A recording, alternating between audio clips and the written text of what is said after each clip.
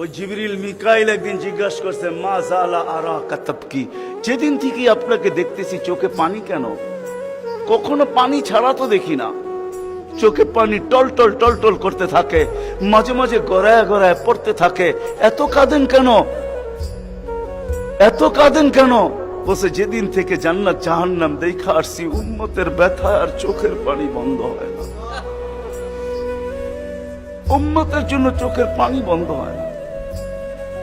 আজকে ওই উম্মতকে আল্লাহ ডাকে।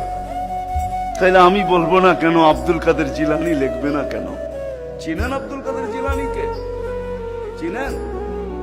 আরে নাম শুনছেন কোনদিন?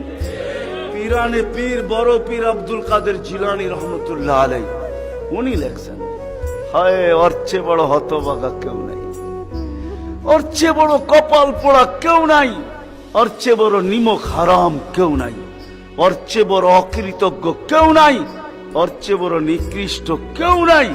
আল্লাহ ডাকলো আর আসলো না, নামাজের জন্য ডাকলো আর আসলো না, আসলো না। বলে নিকৃষ্ট কেন বলছে আব্দুল কাদের জিলানী রহমতুল্লাহ আলাইহি? কেননা শুকর সকালবেলা ওঠে, ঘুমের থেকে উঠার পরে বলে আল্লাহ ঘুমের থেকে উঠলাম, সামনে কিন্তু তাকাবো, কাইলা ইয়াকা আউয়ালা নাদরিন আলা মান লা ইউসাল্লি, যে নামাজ না পড়ে ওর উপরে যেন আমার প্রথম দৃষ্টিটা না